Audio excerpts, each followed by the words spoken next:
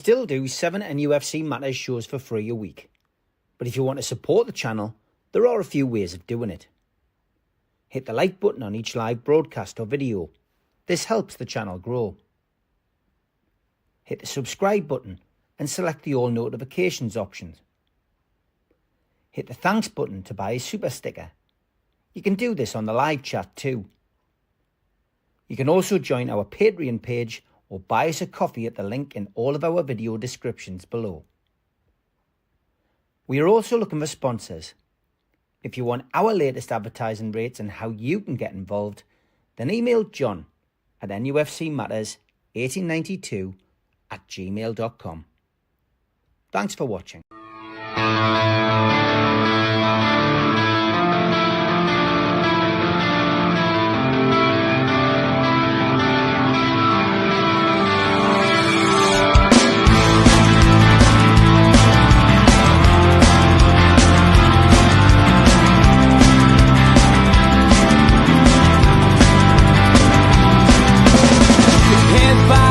Critics attack. It feels like I've been talking to myself again. But it's the only way you're ever gonna learn. You look back and it's all in the past. I'm dwelling on the thoughts I cannot say to you. If I don't say the words, then maybe it's not true. And it feels alright when they come and say to you, you're the only thing that makes us all believe. And it feels alright where the worlds collide. Manipulation stands to make us break. What time you said is coming over you. You wish it upon a star. You wish it on a star. You are, you are, you are. To fight back, it's an all-out attack. It feels like I've been taken on the world's machine. Because I want it more than anyone can dream. You look back and it's all in the past. You tell me how you live by all the things you do. Well, you can be yourself, but maybe I'm not you. And it feels alright when they come and say to you, you're the only thing that makes us all. Good evening, welcome to NUFC Matters. Geordies here, Geordies there, and it is welcome to you and welcome to George, Magnus, Tom, Darren, Steve and Mitch. And Darren's obviously come onto this programme to hide from Tilly, who menaces him in the chat on a Monday night. So we'll see whether Tilly realises that Darren swapped shows for a night. Are you feeling better, Darren? I'm feeling a lot better after I had 3 days in bed. I'm a lot better. I think it's I've been away for a weekend and when we lost my chest and all that. I've been ill, but I'll do it all again to win another cup. Good stuff, mate. Good stuff. All right.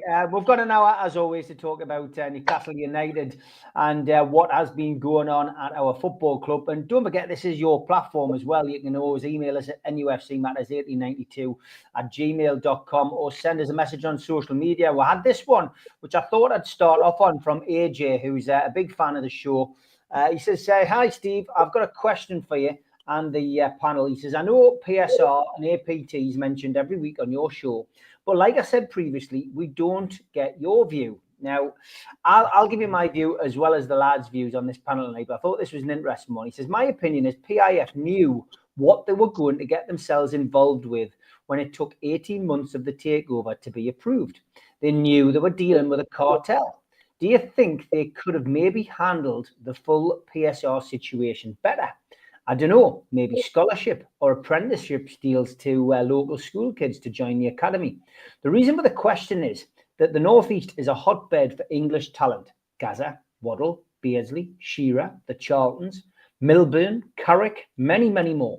I understand grassroots is not what it was before, but surely we've still got the talent coming through. I thought that was a great question. I didn't get a chance to ask it before the cup final, George, but you've lived through most of those players and a few more besides. I think AJ makes a really valid point.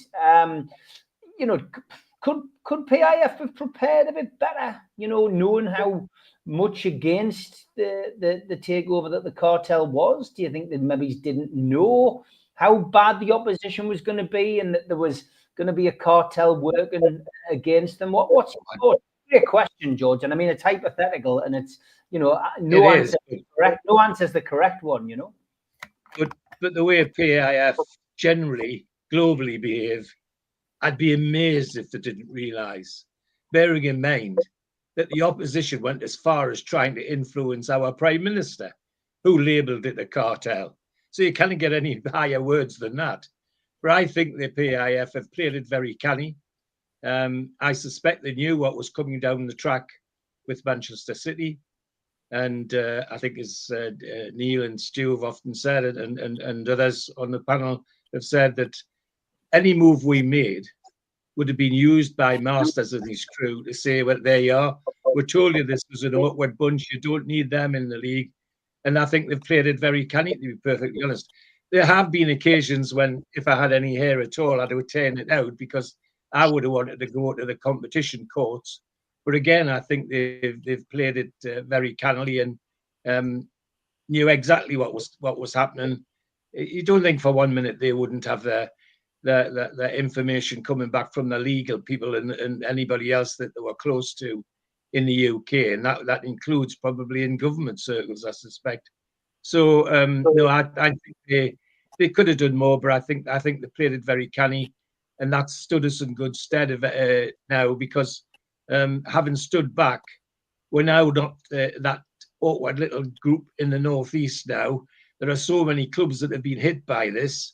Even some of the proponents of it all, you know, the ones that were sitting in the background sniping, like West Ham, suddenly discovering it's hurting them massively. So much so that the vice chairman gets up in the House of Lords now every other week and badgers the Minister for Sport to do something about our takeover again, reopen it and all that. I mean, that's absolutely ridiculous. But I can't imagine for a minute that PIF wouldn't know about that.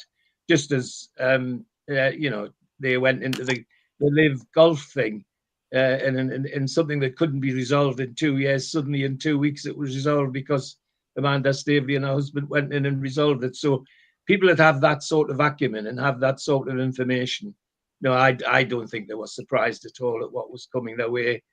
Maybe they're a bit surprised at vigorous action, but generally speaking, no, I don't think it was a surprise. Makes a very good point that I've made several times on this programme and other platforms about local talent. It is quite different. When I signed as a schoolboy for Newcastle in 1955, FA Cup winning year, and along with at least 200 other young men from around the northeast, 3 times a week went and trained either at St James's Park or at the training ground at Hunters Moor in the hope that somebody would see and give her a chance. 200. And bear in mind the club had lots more teams to service than they have now. We had the first team, we had the reserves in the Central League, we had the third team in the Northern Alliance, we had the fourth team in the Northern Combination, we had the juniors in the Northern Intermediate League, and then we had the Newcastle Juniors and Newcastle District Junior League. All those teams had to be serviced with players. So the opportunities to get into a black and white shirt were much greater than they are now. So there's still a job to be done in getting into that talent. And I still think, although they've started to do it, I've noticed the last couple of seasons, that the club have, you hear at half time that so-and-so boys and girls have been invited from this club in Berwick and this club in somewhere else to come and see the match. Well, I think that's a good start. That's a good start. But more, please. And I would hope as well that if we get an increased capacity stadium, for example, if there's evidence that a match isn't going to sell out or be poorly sold, then we very quickly find a way of roping local schools and boys clubs and others into it. So But it makes a very valid point that the routes in for local talent and the routes to find local talent are not what they used to be. And certainly a few years ago, I didn't think we were very active at all. I mean, I could have named the scouts, Peter Kirkley, Brian Watson, were all people I knew and played with. And in fact, Brian Watson found Peter Beardsley. So they were all around. Now, a few years ago, before Neil went to Dubai, we used to go and take young Joss to play in Durham. And at some of the matches we went to was always somebody from Sunderland there, going around talking to parents, asking about this and asking about that. Very rarely did we see anybody from Newcastle United, which was that we found quite mystifying and quite sad. So I think there is talent there, but it needs to be nurtured. The other thing is that schools need to be brought back into it as well. I mean, lots of those names like Carricks, Steve Watson, Alan Thompson. Yeah, I can run the lads that went to West Ham. There's a whole host of them. All went to the school I was chairman and governor of. We used to have 2 or 3 teams at all levels. I'm not even sure if they've got any teams now, which is tragic, So there's a job to be done. So it makes a good point, and it needs a bit of work. Hopefully, they're doing something about that now. Okay, good stuff. It's a good question, isn't it, Magnus, by AJ? He wanting to know whether PIF maybe could have handled things a little bit more differently with the finances, but he also thinks, it would have been good to start off linking with those boys' clubs very early. I know it was something that back in the days of Rafa Benitez, he certainly was keen on. I actually went round a few of the non-league clubs in the area and tried to link Rafa Benitez up with them, but obviously his situation at the club was short-lived, and it never ever came round to that. But AJ's in the chat now. Good to see you, mate. Yeah, what's your thoughts on this one, Magnus? Yeah, no, I do believe they knew what they were getting into, and I'm sure they didn't leave any stone unturned. And knowing that this project would take extended time, I am very keen on local talent in English football. It's. I mean, we have academies all around. We have doesn't Peter Beardsley have a soccer academy? I've even considered sending my boys to that academy, and sometimes I feel better things can be done. Reaching out to cooperate with other smaller clubs. I mean, I have one right next door to me. I think. Internationally, better things can be done as well. I would like to see. I mean, Real Madrid and Barcelona are bringing their own academy over here, and believe me, they are seeking for players. And this sort of thing needs to be done locally in Newcastle, as well. I mean, do they even have any program to bring kids for even if it's just a course of 6 weeks? I don't know all the ins and outs, but I would like to see more. And for sure, I don't want to keep losing like in the past, losing our best players either. I mean, we know Andy Carroll went and Paul Gascoigne went way too early. And local lads are always important. We saw that in the finals. I mean, the 2 goals came from local boys. I mean, Jacob Murphy and Dan Byrne.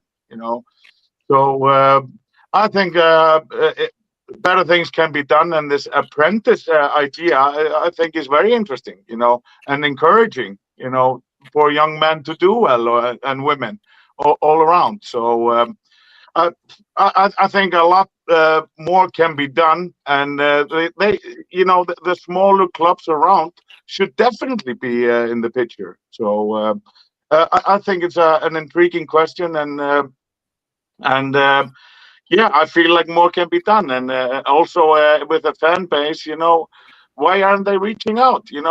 We all know Kevin and his connection with Brentford, I would like to see a little bit more of these cooperations with Newcastle and also academies worldwide, because that's how you find talent. Yeah, good stuff. And you keep pushing players from Iceland as well, I've noticed. Magnus, certainly in our chat, every other week there's a player you're saying, you should go over this goalkeeper. What about this forward? Yeah, well, we have some good generation coming up, and I mean, there are also a lot of local talent, but it's always got to be a diversity, a mixture of local solid players that they are the foundation of the club, and then mixing it in with a foreign talent. And I'd like to see us also reach to Southern Europe a lot more. Okay, good stuff. Tom, good evening. How are you, mate? Good. Everything's good, Steve. Good stuff. What's your thoughts on this one then? Could PIF maybe have foreseen the problems and maybe done something to avoid them, or do you think that they've already got a grand plan and they're working towards it slowly but surely? Well, I'm about 300 million pounds short of having 300 million pounds. But if I was able to do that, if you think about PIF, looking at an investment, Newcastle United, sleeping giant, one club city. One club city. We know that it was debt free. The club. We know that it had a huge potential, and they could get it for a song based on what was available at the time and what if clubs have been sold since. So this was really a no-brainer, right? We're going to invest. There's no chance that they were going to lose money on this investment. And then when you add to, what league would not want someone with the resources of PIF to be part of that league, right? Hey, this is Tom. I'm going to invest billions of dollars into your league, into the players, et cetera, et cetera. I wouldn't have anticipated the amount of pushback that they've gotten. Personally, I wouldn't have envisioned that. So I think the 300 million pounds is a drop in the bucket for them. They got a one city club that has a name and fans that are as passionate as anything. So I think it was a no-brainer. I've been surprised if someone like that didn't take this over. We all thought it was the best bargain in sports as far as owning teams. And now I know that I'm an American and they wouldn't want an American to be another owner, but I think Mitch said 100 times, American ownership good, Middle East ownership bad. Well, that's really the crux of things when it's all said and done. That's the crux, is why they got so much pushback. I think if it was an American company or someone that was more acceptable for whatever reason, it would have went through without a hitch. So I think it was a no-brainer. And then when you think about, no one envisioned APT coming up, the Newcastle rule, after the sale happened. Who could envision that? It certainly wasn't something that would be counted on, because it's already been thrown out as being illegal. So I don't think they anticipated that. But like I said before, 300 million pounds for a club like Newcastle United was a no-brainer.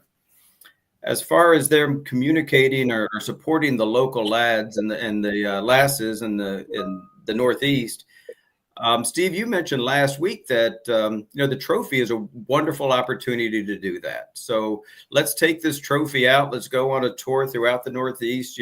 With the Minnesota Toon Army, we support Walker Central. We sponsor a couple teams there, to try to do that.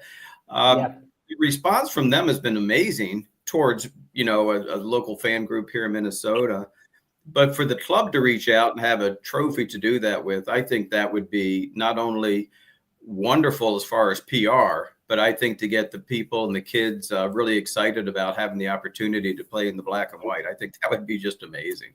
So, so I think if the parade, the big event of the town more, the trophy, not only would this be good for the local lads, but I think this would also be tremendous for kids around the world and players around the world to want to come and play for a team like Newcastle United.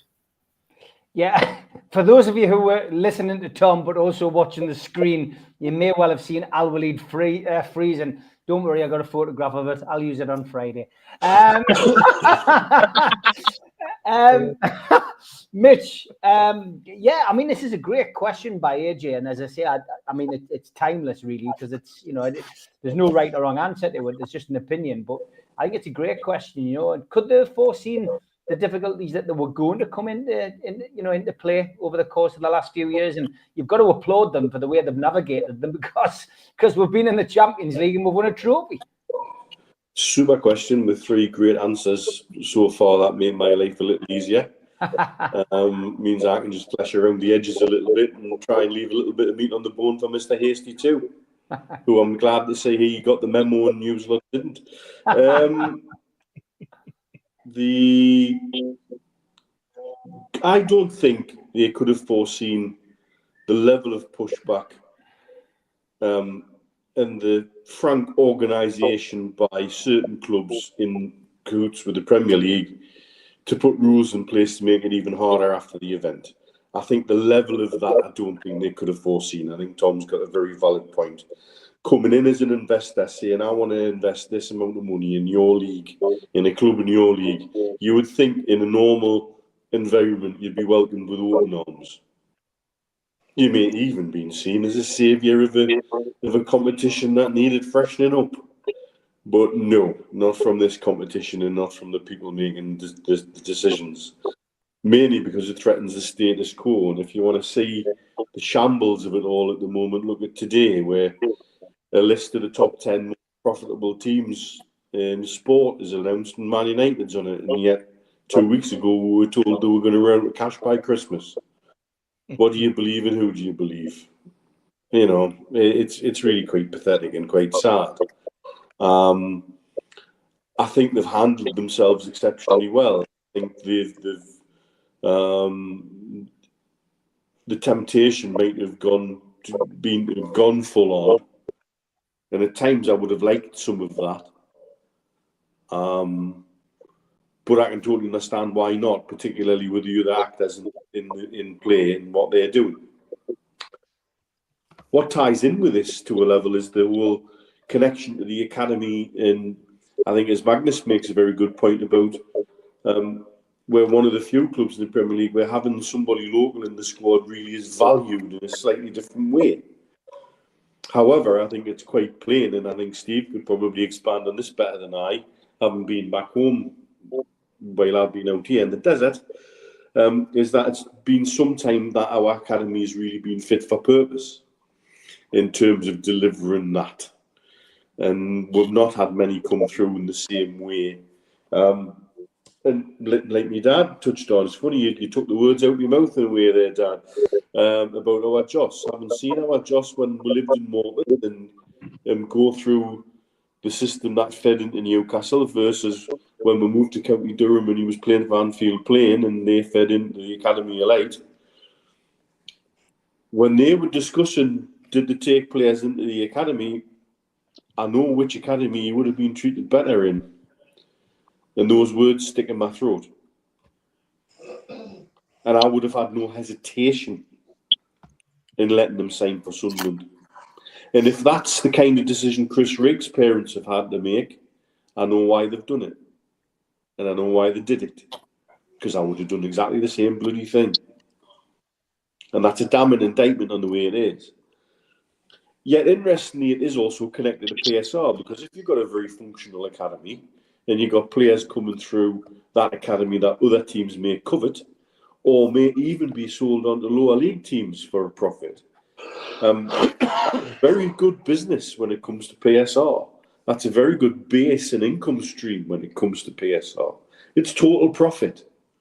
So even your 3 million here and your 5 million there for a younger, talented player dropping down the rung into the championship suddenly becomes a great idea if you've got that happening on a regular basis. A couple of them will buy in somebody new. A couple of them will add to the transfer kitty and take the pressure off for balancing the books when it comes to June the 30th. So, and again, I'm quite sure they did see one of the opportunities when people were looking at our club, and when they've looked at our club, and people that Steve and I in particular have spoke to have looked at our club in the past, one of the things that was patently clear we were the best value proposition in the Premier League. And the next best value proposition was probably West Ham. And that's simply because they had a ground that you didn't have to do much with because they'd basically been given it by the government. And their real estate was all in London. And therefore, there was London real estate prices attached to some of the things you could hive off and sell. But the difference between the values on the two clubs, whereas Mike Ashley eventually took 300 million or thereabouts, the Dildo twins were looking for something like 750 million for West Ham at the same time. That's not a value proposition. And so I'm quite sure that they could see the problems in the academy because they weren't in very long before they started dismantling certain parts of it in terms of structure. And there's still a long way to go yet. But the fact that what they've put in and the young players they've brought in and the environment that they're trying to change would suggest to me they did see that bit coming. But I think, I think everybody else is quite right to say perhaps they didn't expect the pushback from the Premier League that they eventually got, because it wasn't so much as let's shake your hands and enjoy it. It was more like piss off and shit in your hands and clap was the response they got from the Premier League. And that's the absolute bottom line on it, really. Okay, good stuff, Mitch. Steve, good question, as I say, from AJ. Brilliant question. Absolutely brilliant. I think what we need to remember is that the takeover was kind of split into four parts. There was the initial attempt by the club by Amanda, which Mike Ashley knocked back when he fell out with her, if you remember. And then we had another couple of years. Then you had what I call the initial PIF bid, because it was the first time that PIF were ever mentioned. And the EPL blocked it. Then you had the legal challenge that dragged on for months and months and months with Ashley. And Ashley wanting to go down and being forced into arbitration until Keith Patterson pushed through NCSL that the way to go was different to that, and it was to hit them with competition law. They capitulated, despite what various people in the national press said. They capitulated on that. But you also have to remember that the fourth part of the takeover was the way that the remaining clubs ganged up on Newcastle and the so-called Newcastle rules, which, let's face it, PIF never ever estimated. So when you look at it that way, I don't think we could say that PIF came in and were unprepared. I think they probably just didn't expect the amount of vitriol and the way maybe they were sidestepped, maybe they were naive, maybe the people involved in the takeover with them didn't anticipate it. Maybe the legal team didn't, but we certainly got pushed out. And there's no question in my mind that what they did or tried to do to us was illegal, and I think it's going to be proved very, very soon that it was. So you look at it that way. Then the question of the academy. It's a great question, and Stephen and Mitch, the rest of you are not aware, but Stephen, Mitch, and myself, we were chatting about academies just on Sunday. I sent them a little snippet of an interview that was on that you can all see on YouTube with Charlie Methven from Sunderland, one of the former owners. He's now involved in Charlton Athletic, and he despite what we all think about Sunderland, and despite the way we laughed at Sunderland's owners at that particular time, and the Sunderland Till I Die DVD or TV program, whatever you want to call it, he actually makes some very valid points about academies. And certainly with the academy structure that he has at the current club that he's involved in at Charlton Athletic. And he kind of explained it slightly differently to the way we do in the Northeast. Because it's been mentioned at least twice that we're a one city club. So you think we have a great catchment area. But we don't.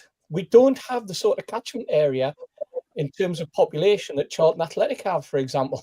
Charlton Athletic, a tiny little club in the southeast of London, and they've got 1.2, 1.3 million population around that football club.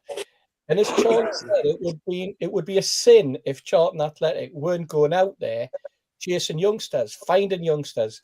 But he said the type of youngsters they're finding, they're not playing on football pitches. They're playing in the cages under the under the motorways and things like that, because there's already a football structure in there that makes it very easy for scouts to go around. They don't have to go to a boys' club. They don't have to get permission to stand on the side of a football pitch on a Saturday. They go around all those football cages in southeast London and they watch youngsters and find out a little bit about them. And so they're getting younger, hungrier players, hungrier youngsters. And when the question was asked, I went through a list. And I mean, the sort of players that they've picked up from their academy might surprise us. We got players whose names we'll all recognise: Jordan Ibe, Harry Arter, Lee Boyer, Robbie Elliott, who played for us in goal, Joe Gomez of Liverpool currently, Carl Jenkinson, Paul Franceschi, we all remember him, Esri Konsa is currently playing for Aston Villa, Ademola Lookman, everybody's chasing him now because he's playing very, very well again over in Belgium. Sean Newton, Scott Parker played with us, Jermaine Defoe, what a career he's had. Darren Raldolph, goalkeeper, Scott Minto, Richard Rufus, John Joe Shelby, he came from Charlton. But one that we're probably forgotten about, who actually had a career at Charlton in the youth academy, was Jason Tyndall, believe it or not. So there's somebody who is steeped in that sort of, was brought up in that sort of way. And you'd think that maybe it's Newcastle now, when you've got the likes of a Jason Tyndall in there, who understands the way that it's been structured, and it's a slightly different way to the way we've been looking at it all over these years, where we've just literally gone to boys' clubs, picked the kid at 10, picked the kid at 8, taken them out the boys' club, put them in the academy, stopped them from playing for the school football teams, stopped them from playing for their academy teams and the boys' clubs, and only allowed them play for the academy, developed them. The parents build up this huge big thing that they're going to be the next great superstar, and at 14 we then hire them out because they're not very good, or we take them till they're 16, we give them an apprenticeship, and then we bomb them out. The structure's all been wrong. It's been mishmash. It's been mismanaged. Hopefully now under PIF they've got a handle on it, and the academy's going to do an awful lot better, and we're going to see more of the Lewis Mileys coming through and the Sean Neves. I mean, what a career I think that lad's going to have in front of him. He's already a cup winner. He hasn't even played for the first team yet. I mean, he's done more than every other superstar that we've ever had since in the last 70 years. He's actually managed to win a medal for Newcastle United. He hasn't kicked a ball for them yet. This is the stuff of dreams, isn't it? But it shows you that if the quality's there, then they're going to get the opportunity under Eddie Howe. They're going to get the step up.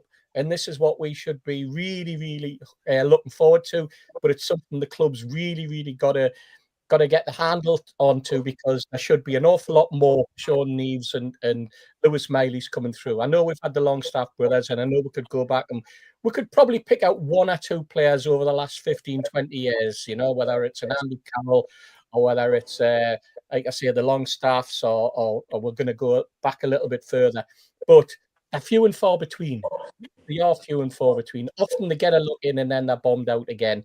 And I suppose you could say that's the nature of football. But hopefully we're going to have something much better in the academy in the years to come. But tell you what, great question, and it brings all sorts of thought processes to the fore, both with, like you say, the takeover itself, but then how we're going to progress in the academy. Because the good thing about the academy is, from a PSR point of view, you can invest in your academy and it's not going to affect your PSR numbers as well. So, it's well managed, it's got to be well thought about, and that's when you start to reap the benefits. It might take another 4 or 5 years, but the benefits will come. Good stuff. Darren, what's your thoughts on the question that was asked? I mean, do you think PIF could foresee the issues that they were going to have, maybe handle things differently? Are you happy with the way things have progressed?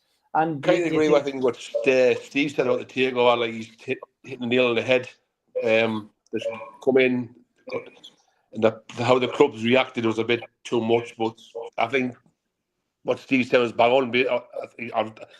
I'll just repeat really, but I think he said it was correct about the situation, about the takeover.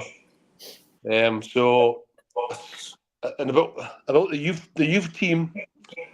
For years ago, it was the worst place to go in Newcastle, wasn't it? If you would believe, It got relegated. It got relegated down a couple of steps as well, didn't it? Everybody's saying Middlesbrough or Sunderland were the best two to go. Were the best two to go to.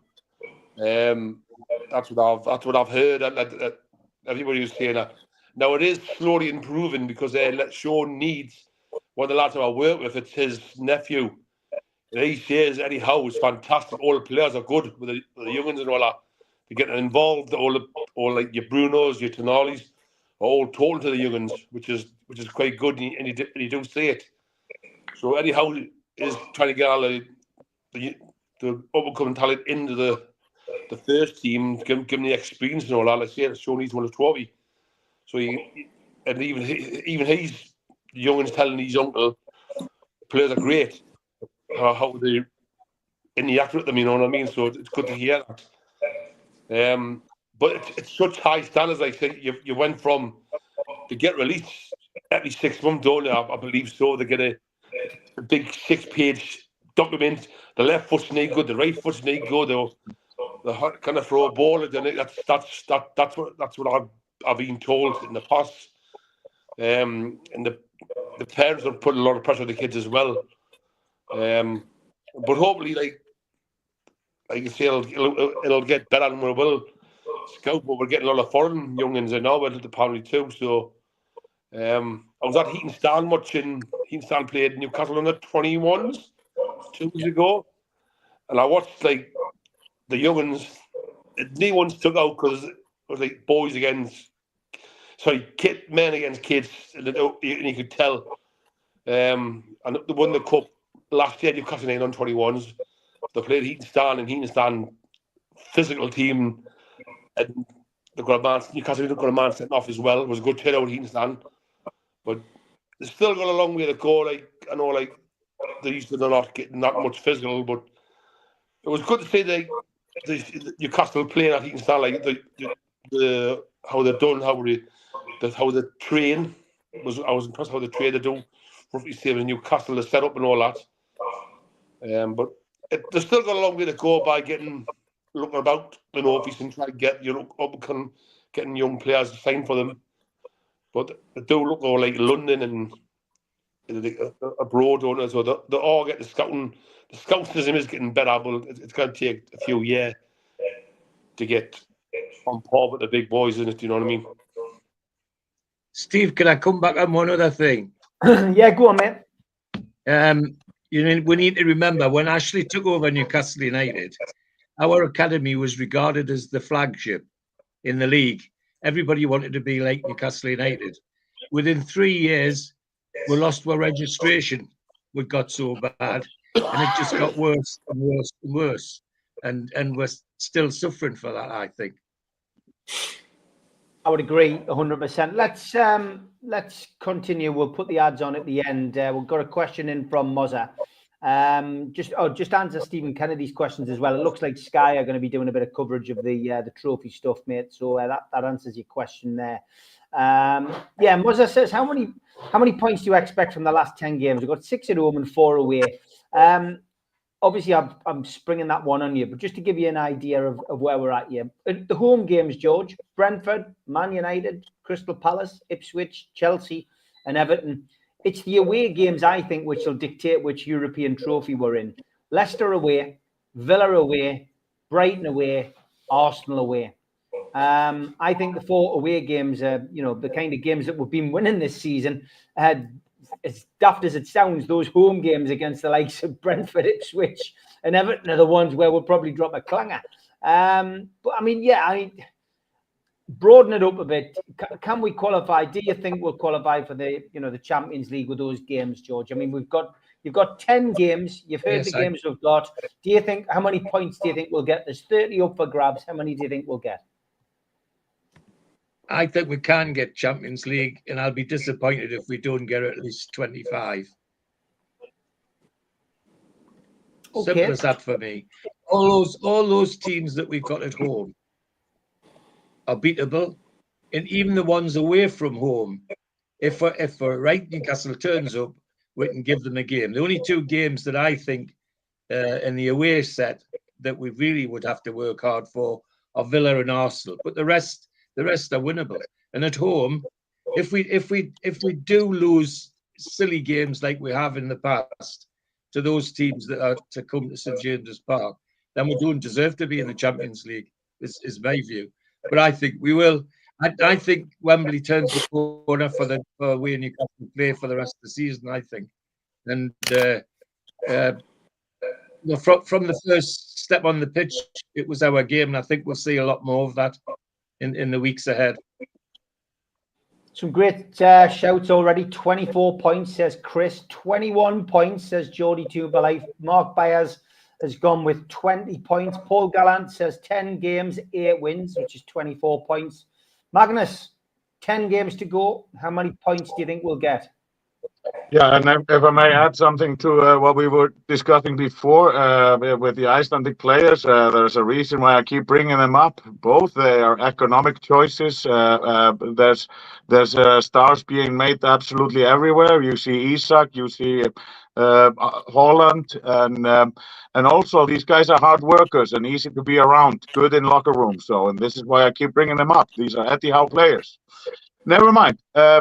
With regards to the points, I'm with George.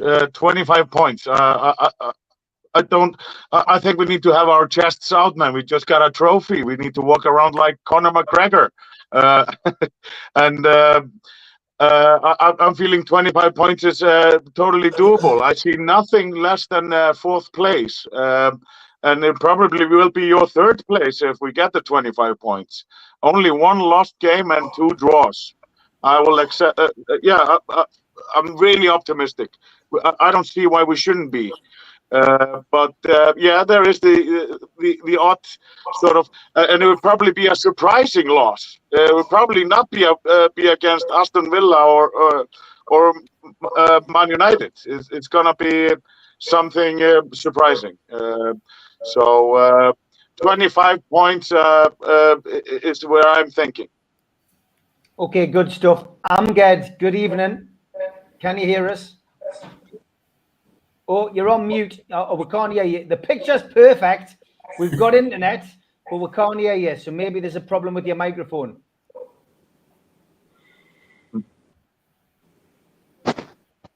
Oh, we're getting a bit of static there. Can you hear us? No, we can't hear you, mate. Amged from the Egyptian Supporters Association. We've had problems with him before. We will try to get him on tonight. Maybe have a look at your sound connection and have a look at your general settings on your computer, Amged. But you're in good. You seem to be in a good internet area tonight. But it's just we can't hear you. That's all. I feel his pain. You know, I've had my struggles in the past, haven't I? Yeah. You're used to it though. But nice to see you, man. Nice to see you, man. Good to see Egypt Magpies. You know, nice to meet you. It is good. Try and sort your microphone out. Maybe do a bit of a test, Amged. See whether if you can do it away, and then maybe come back and we'll try again. Okay, thanks. But you're in sync with us tonight, which is great. I'll take you out for now. Tom, we've got 10 games to go. Then 10 games to go. 3 points a win, point a draw. How many do you think we'll get before the end of the season? Well, I think it's going to take 66, 68 points to guarantee a spot, which means we need to pull it in about 19 or 21 points, and that should be enough for a 5th place team, and that'll be enough to get in the championship or Champions League. I'm thinking we're going to get the high end of that, 21. I'm not quite as positive as the 2 lads to my left here on the screen, but I think that it's. I think 21 is very doable. I think the win at Wembley was so important because it takes really a lot of the pressure off of the lads. It takes the pressure off of the club, including the management staff. So I think that they're going to play a little bit more carefree.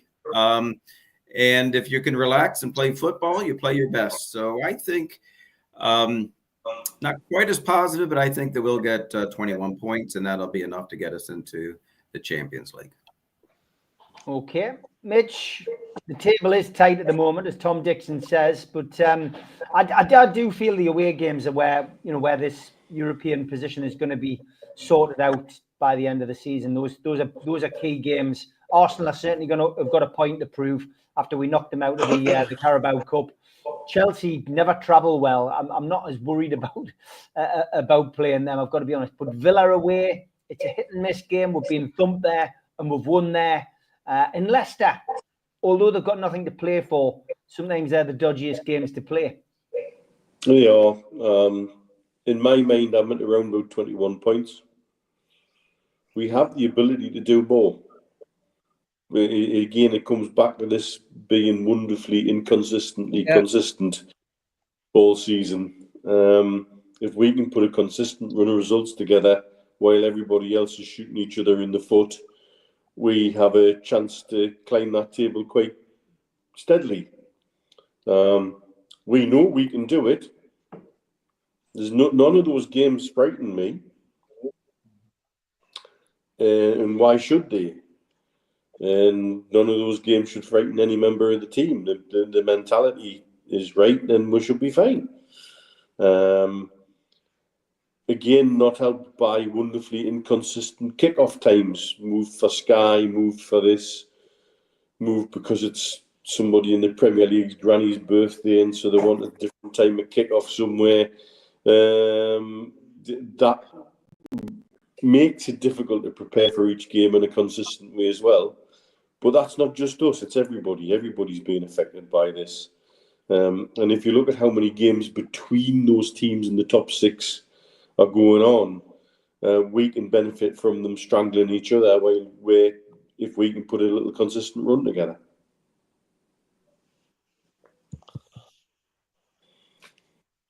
Steve, what's your thoughts on the points? I've gone for 26 points, Steve. I can't. So Wednesday night's important. Wednesday night is going to be the make or break for us. After the euphoria of the cup, then a little bit of a break, and then what happens on Saturday. The players have then got to regroup, and they've got to come out on Wednesday night, and they've got to put a performance in. That will then, I think, be the benchmark for the rest of the season, and I think they will do it. I think they'll come out against Brentford, and I think they'll play very similar to the way that they played in the cup final. I think the tempo's there. I think we've talked about this monkey off the back business in terms of winning a trophy. I think we can see a free flow in Newcastle United from now at the end of the season. I can't see us dropping points at home. I think we certainly 3 points against Man United, Palace, Ipswich, Chelsea, Everton. And then I look at the other fixtures, and I think, well, Leicester, forget about where they are. They're dead and buried, and they're going to be there for the taking because they haven't performed at all this season. They haven't put any sort of consistency together. They're not playing good football. I think we can pick up a point at Villa. Maybe I should say drop 2 points at Villa. Drop 2 points at Brighton, and I think you know what, we'll go to Arsenal and we'll do them again because so I've got 126 points, Steve, and that puts us way beyond where we should need to be to get into that Champions League spot. Now, call me Mr. Optimistic if you want, but we're talking Newcastle United here. We're talking about a club with aspirations to be in the Champions League, and this is a sort of run that Eddie can put together, and it's a sort of run that the squad can put together. And you know what? We'll probably do it with not a single player being injured, everybody wanting to play. It could be one of those run-ins.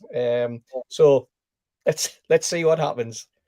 Yeah, I love your optimism. Amged, let's go again. Can we hear you? That's what happens when I'm sitting next to the greedy little duck.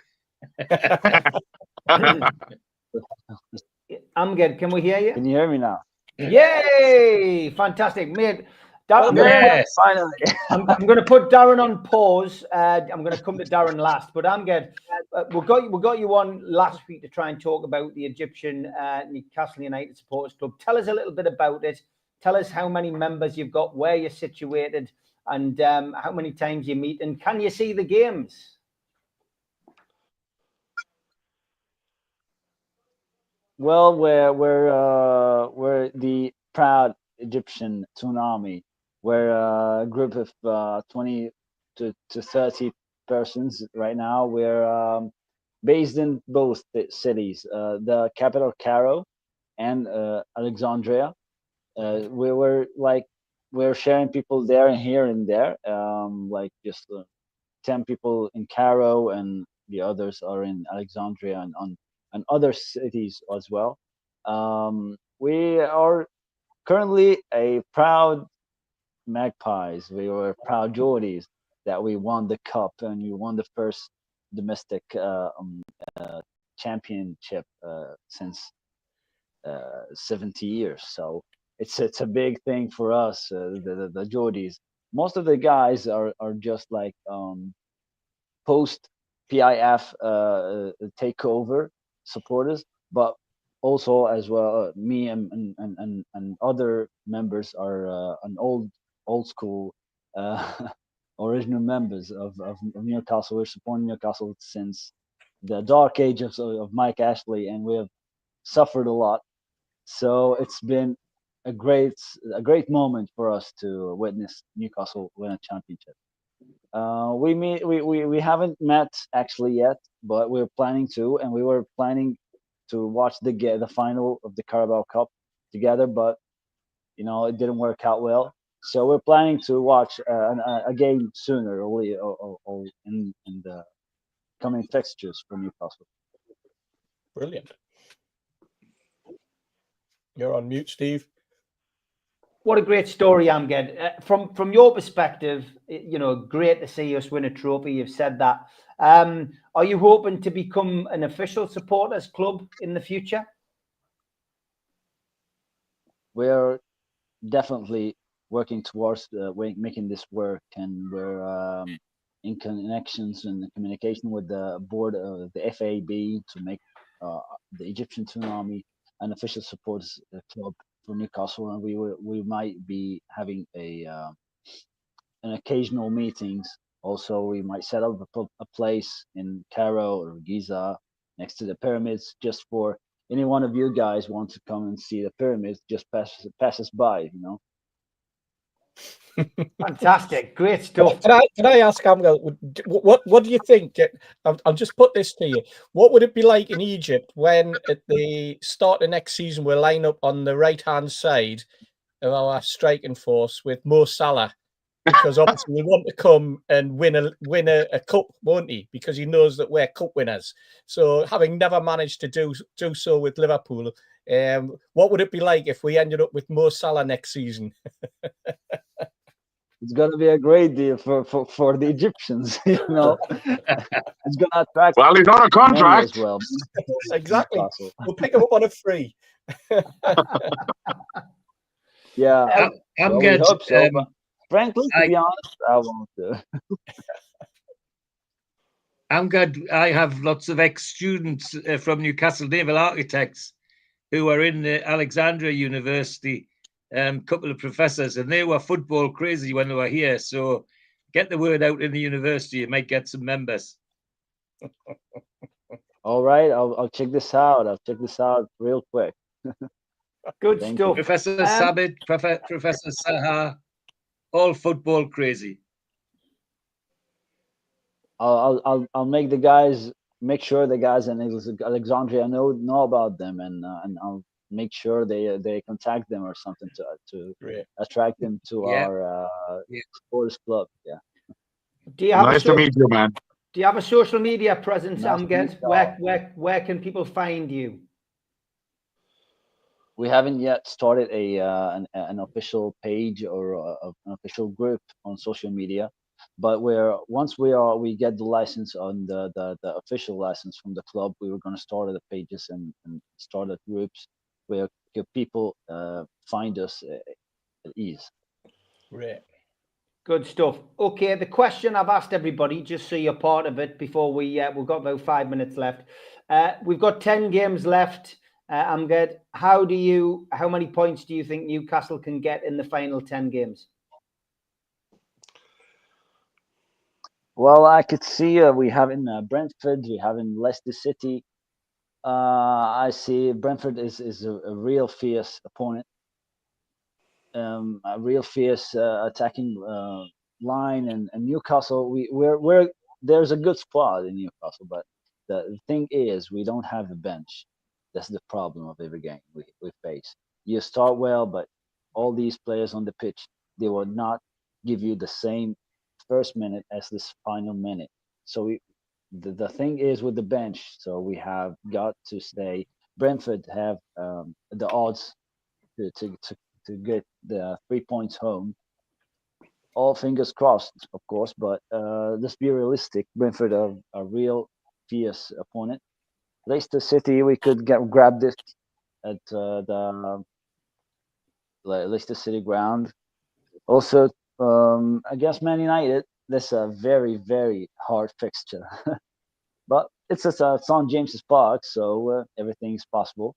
Man United are trying their best to finish up the table, so I'd say we grab a draw from this, and also at Crystal Palace. Well, Crystal Palace have been playing lately pretty well, and just the return of Mateta and their style of playing might also be a stubborn fixture. So, and Aston Villa, surely I don't believe we're gonna win at Villa Park. They've been an extremely fierce opponent, especially against Newcastle United the past years. So I'd say we grab draw against Crystal Palace and a loss against Aston Villa. Ipswich Town, we're gonna get the 3 points home. Brighton and Hove Albion at the Amex. That's a tough fixture too. And Chelsea at the St James's, a really tough fixture. I'd say, Steve, we might end up in a Europa League seat or a table in the table. I tell you what, very honest opinion from you. Very honest opinion. So out of 30 points, yeah. you're probably thinking more 17, 18 points. Yeah, exactly. But I'm being realistically. I think the Europa League is good for Newcastle United at the moment. Not fierce as the Champions League. The opponents there are on a different level from Newcastle that are on right now. So Europa League is adequate for Newcastle. Great stuff. So I'd go for Europa League. Europa League, yeah. Listen, it's all about opinions. That's what the show is about. Yeah. Well, I'm glad we could hear you tonight, and hopefully your internet connection's good. And it's always good to get different people on. We're going to go to Darren last before we finish the show.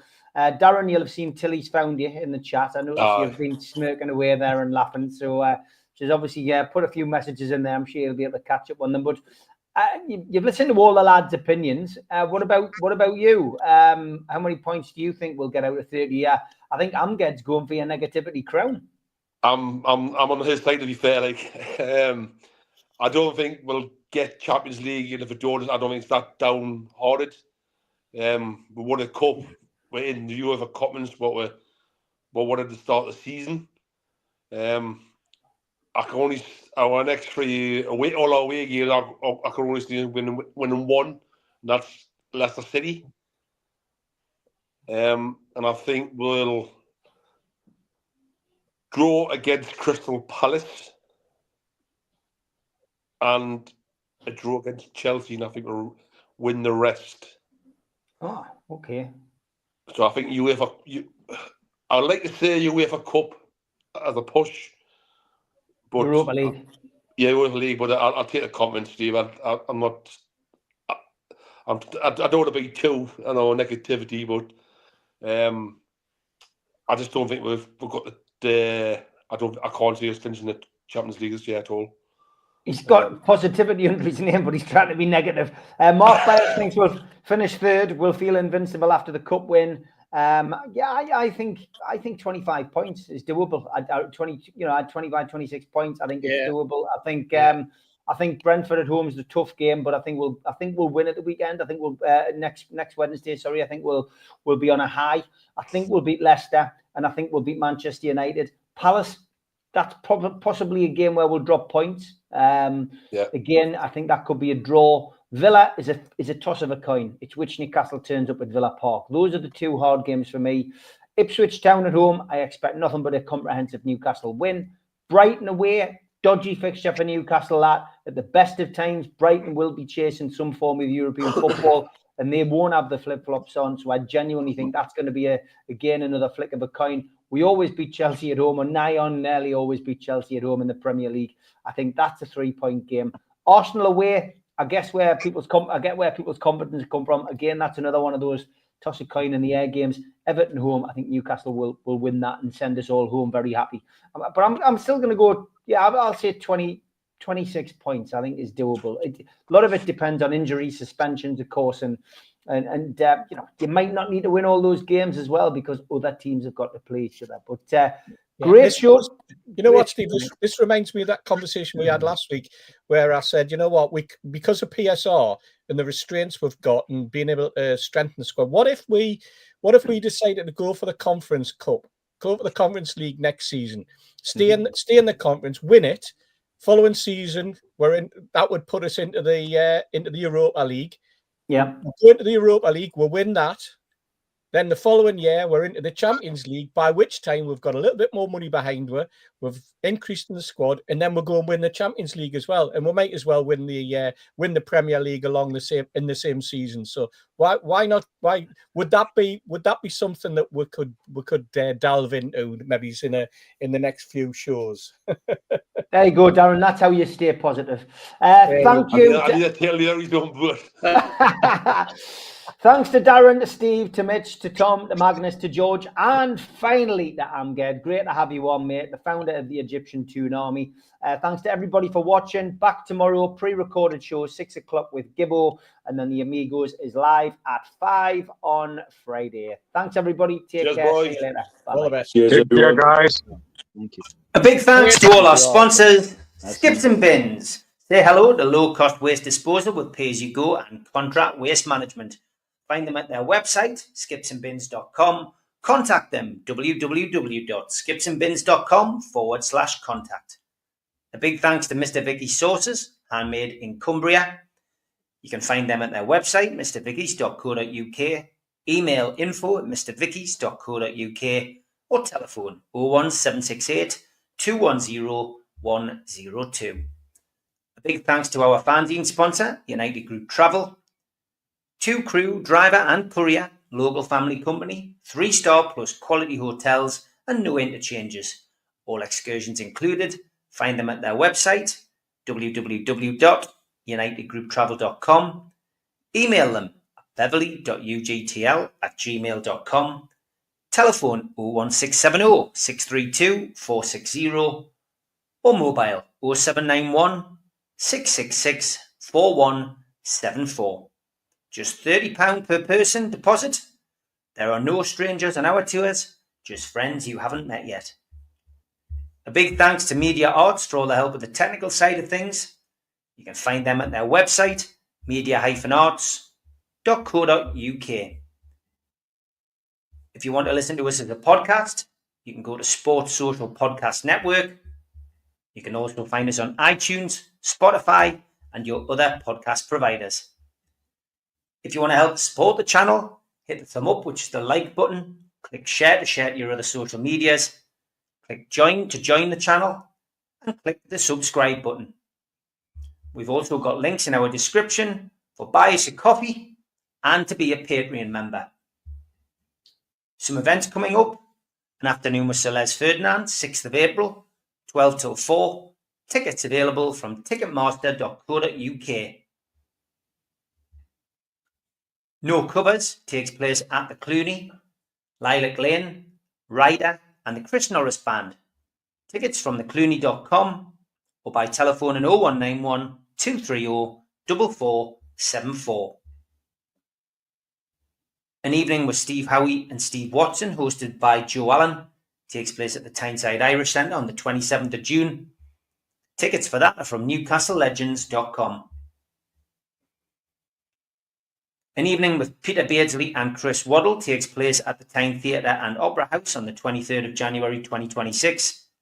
Box office 0844 246 1000 or website tynetheatreandoperahouse.tv. An Evening with Bad Manners takes place on Friday the 30th of January 2026, and tickets available from ticketmaster.co.uk. And we have copies of The Entertainers 1992 to 1997, Kevin Keegan's Legacy, available from newcastlelegends.com.